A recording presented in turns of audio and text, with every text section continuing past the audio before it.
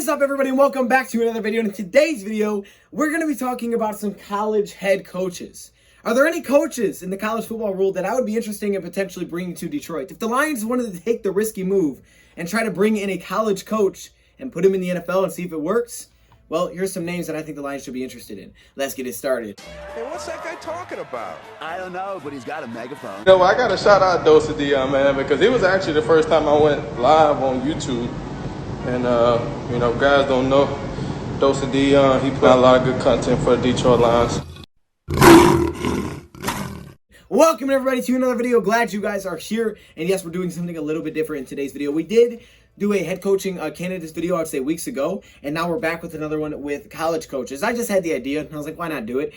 Okay, let me get this straightforward. I just want to throw this disclaimer out there. I will not give up on this team, okay? I still think this team can do things, okay, but they have some work to do. And you know what? This idea popped in my head. I was feeling college football today, and I was like, let's just do it. Let's just talk about it. Let's have some fun with it. Tomorrow, you know, Wednesday, we got to dive back into the Lions film and get focused for the Texans game. But to be honest with you, I thought you guys would enjoy this because it just mixes it up a little bit, and it's something kind of fun just to talk about. And I want to know in the comment section below, are there any college coaches out there for you who would be interested in possibly taking a chance on for the NFL? Now, some of these coaches, well, I would say one of them in particular actually does have experience in the NFL, but for the most part, none of these guys have experience in the NFL. So keep that in mind. That's obviously one of the biggest cons. But you know me, I'm a guy that wants a guy that's coached somewhere before. I want a guy that's ran an organization. And even if that's just a program in college, that's better than nothing, right? College football coaches, sometimes they hit, sometimes they miss in the NFL. Like, we've seen some examples of some college coaches come to the NFL, like Pete Carroll, and they hit. And then we've seen some other examples like Nick Saban where they miss. Now, I don't think it was all Nick Saban's fault, per se, but it didn't really go as well as maybe expected because of all the success he has in college. But then he went over to Alabama, and we know what he's done in Alabama. So I think, you know, he may have made the right decision here. Also, these guys in a name, just because I name them doesn't necessarily mean, hey, yeah, they're going to come out of college as a coach here. I don't know. I really don't know. But these are just some names that I came up with based on what I'm looking for when it comes to a candidate, and some guys that have impressed me in the college football world. So maybe we should be interested in them. So let's start it. These are really in no particular order. Let's start at the top. I'm going to get them out of the way right away, okay? Because I know some people aren't going to like this one, but I'm going to get out of the way. It's Jim Harbaugh, all right? Now, I know what people are saying. Oh, gosh, are you watching Michigan? I'm watching Michigan. Unfortunately, I'm watching Michigan. Not going to lie, though. Like I said before, like, it's actually kind of a good thing not being really good because when you play teams like Rutgers, the game's entertaining. Usually that's like 70-0. Now it's triple overtime. Like, come on, man, right? I don't know. Look, I think there's a lot of problems going on with this college football season. We're seeing with teams like Penn State, where it's not necessarily that they have an awful head coach, but, you know, one, you didn't get to play any out-of-conference opponents. Two, Michigan lost a lot of players, man, and they don't even know who their quarterback is. So your record obviously is going to look worse when you don't get to play those weak teams at the beginning of the year, like most of the time, where they get like 3 weeks to play. You know, you basically play scrimmages, all right, against some really small schools, and you blow them out, and then you're like, hey, we got a better record. Like, okay, that's usually what happens at the beginning of the season. Michigan's not playing well. There's no question about it. But the reason I like Jim Harbaugh is because he's had experience in the NFL. Now, if he's never coached in the NFL before, I probably wouldn't have him up here because this year doesn't look so great.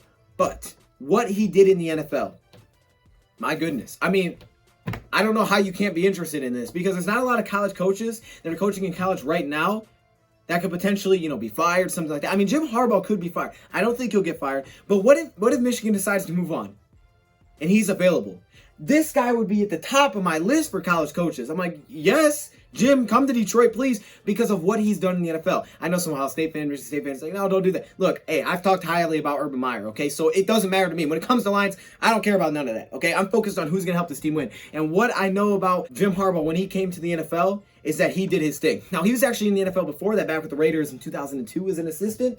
Because everywhere he's been in college, he's made teams, you know, in the programs, right? He's done it everywhere. San Diego, Stanford, and then he went to the NFL. And when he went to the 49ers and signed that deal, I think it was a 5-year deal, he came into a team that was like, oh yeah, we're going to rebuild. You're going to be rebuilding. Jim Harbaugh didn't look at it like that. He came in his first year and went 13-3. Yeah, they won 13 games his first year in what was supposed to be a rebuilding year in San Francisco. What? Yeah, 13 games. And they went to the NFC Championship. I would love to go to an NFC Championship, y'all. The next season in 2012, his quarterback is hurt. He goes with a backup in Kaepernick. He goes to the Super Bowl and plays his brother. Now they lose in a Super Bowl. He takes to the Super Bowl. 2013, the next season. 12-4 back in the NFC Championship. Like this is what's going on. Yeah, dude. I'm saying, and then his final year in 2013, there was like rumors that he's not going to return no matter what. Go 8-8, and I think, you know, he could have potentially stayed, but they moved on from him. I heard there was a little bit of should I say controversy going on between him and the general manager. They maybe weren't going to get along the best, and all of a sudden Jim Harbaugh left and he went to Michigan. Now I know at Michigan, oh, you didn't beat Ohio State, I get it, but at least what he showed at Michigan, like he's shown everywhere, is that he will turn the program around. I mean, Michigan was at the bottom. You think they're low now? They were low under Brady Hoke, but they turned it around. I mean, they've become a respectable team aside from this year, where it's like, okay, look, you're not beating Ohio State, I get it. But how many teams are beating Ohio State? I mean, for how many teams are beating Ohio State? How many teams do you put in the Big Ten that's going to beat Ohio State at the end of the year? And he's had opportunities. I mean, they've lost some close ones, sometimes not so close. But my thing is that he's turned around a program wherever he's been. He's been in the NFL, and he had ridiculous success. And he's known to be really good with quarterbacks. Now we're seeing Joe Milton, his first recruited quarterback to start. Well, he was starting. But who knows? I mean, this could be interesting for the Lions. He would be up there because it's like, dude, and not because I'm a Michigan fan. I don't care where this guy goes to. I don't care if he was coaching at Wyoming, man. The fact is, when he was in the NFL, he did his thing, and you can't look past that. Next guy we're looking at here is, let's do it.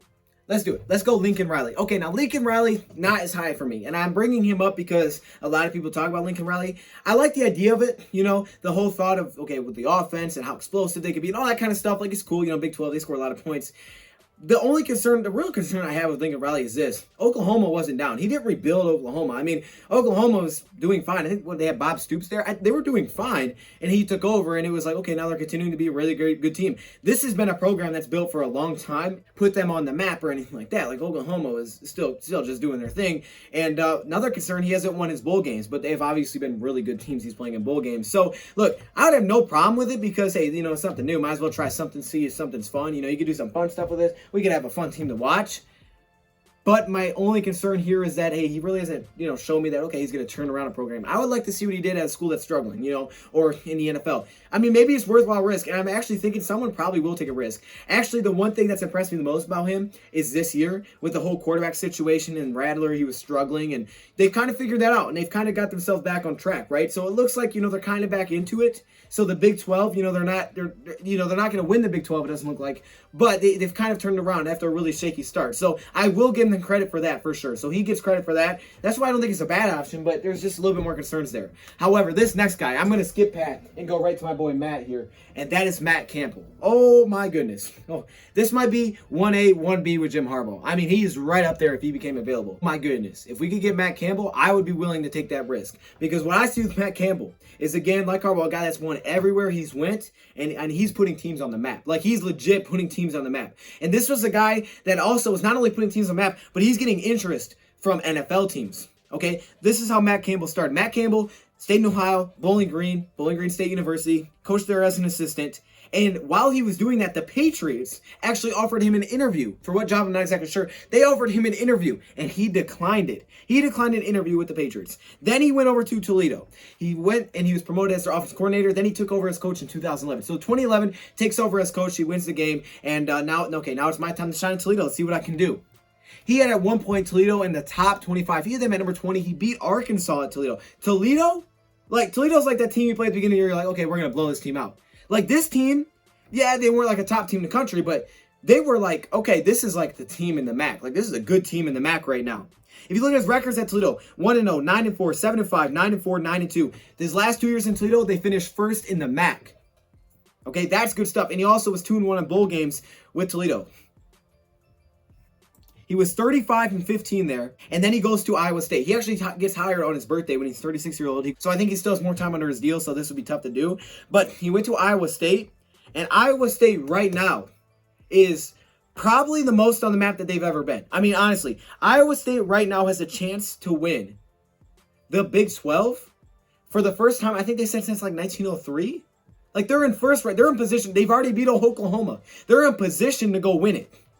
Under Iowa State, he has turned them around. From his first year in 3-9, 8-5, 8-5, 7-6, and right now they're 6-2 right now this season. And they're first, and they have a chance to go win this. Iowa State winning this is insane. It is absolutely Oklahoma, yes, every down here, but it's still incredible. I mean, who would have thought that Iowa State could go win the Big 12? Matt Campbell is a guy. He also coached at Mount Union as well, which is where my sister actually went to college first, so that's kind of cool. But This is a guy that I'm like, okay, hey, look, if Matt Campbell comes available, I know this guy can build something. Will it work in the NFL? Again, who knows? They're all college guys. But I know he can build something, and that's somebody I'm interested in for sure. So he's up there with Jim. And finally, Pat Fitzgerald. Okay, I want to get a fourth in here just for some fun. Pat Fitzgerald. Now, Pat Fitzgerald is one of those guys where I'm a little bit interested, but again, I see this super unrealistic that he leaves Northwestern. So he's actually the head coach at Northwestern. He's been there for 15 years, and he loves Northwestern. He gets involved with all their athletics. But with Pat Fitzgerald, he's actually 5-0 right now. And again, like these other guys, he's put his team on the map. Northwestern is not looked at, I don't think, for most people as like, okay, this is a good college football school. Like, Northwestern, for real? Like, really? Like, have you seen their stadium? Like, come on, man. Northwestern. But recently, and honestly in his tenure here, they've become a respectable team. And recently, they've become a team that's won the West. They won the West and played Ohio State. Now, they didn't beat Ohio State, but they won the West, right? I mean, this is a team that's 5-0 right now, and they're on pace to win it again because they've already beat Wisconsin. Now, the West isn't as tough as the East. I don't believe that. But this is still impressive. It's still impressive. Now, my only concern is he's been here 15 years, so that's a long time to, figure things out, right? You're not going to give a coach 15 years and be like, hey, figure it out. Like, okay, that's way too. We're about to give Patricia 3 years. We gave Caldwell 4 years. You're not giving Pat Fitzgerald 15. I doubt that. But in his time there, he has had some really good seasons. He actually had the best stretch of football in their history from 2014 to 2017, since like 1905 or something. I mean, he's done his thing, and he's been pretty much the most successful coach in school history in terms of wins. This is a guy that's put his team back on the map. They've been ranked. They've won the West. Okay, they've won some bowl games. I like that. That's what I like about him there. And I also like his mindset towards things through academics and, the program and football and all that stuff, just how he has things in order on how he does things and gets things done. And I just like it. I think this is a guy that's made a team very respectable in college football and in a tough Big Ten conference. Maybe the best or second best conference. I think second best probably most years, but maybe best right now conference in college football. But definitely not the top of my list. Another guy, maybe Tom Allen. I don't know. I said Tom Allen because Indiana, they're starting to do their thing. And honestly, I was just hyped up. I was just hyped up after the locker room speech. But okay, probably not Tom Allen. Jimbo Fisher's another name I wrote down. And I would say maybe Urban Meyer, dude. If you could land Urban Meyer, like I said, I'm down with that. I'm down with it because, again, this is another guy that's won everywhere. He hasn't been in the NFL, though. And, again, I think this is a guy that, could figure it out. I think he could figure it out in the NFL. I think he could. And I'm not even an Ohio State fan. I'm saying that. So those are my names. Let me know some names. It was just for fun. Lions probably won't hire anybody out of college, but I just thought, let's mix it up. Let's do something a little different. Let me know your names in the comment section below. Thank you, Proud, for watching. Whoa, and I'm out. Stop. Are you kidding me right now? I had to put my helmet on for this one. Are you kidding? Look at this. Look at all these members. What? Yo, hey, shout out to all the members, man. Look how many All-Pro members there are. Like, literally, it's the whole screen, dog. This is crazy. The patrons, of course, the Hall of Fame members, man. Y'all got the gold color. It's kind of yellow, but it's supposed to be gold. Shout out to all the members, man. If you want to be a part of this, all you got to do is join the channel. But there are perks that come with it. Stay locked in the community tab if you are a member because that's where a lot of information comes out. I appreciate all of you. What?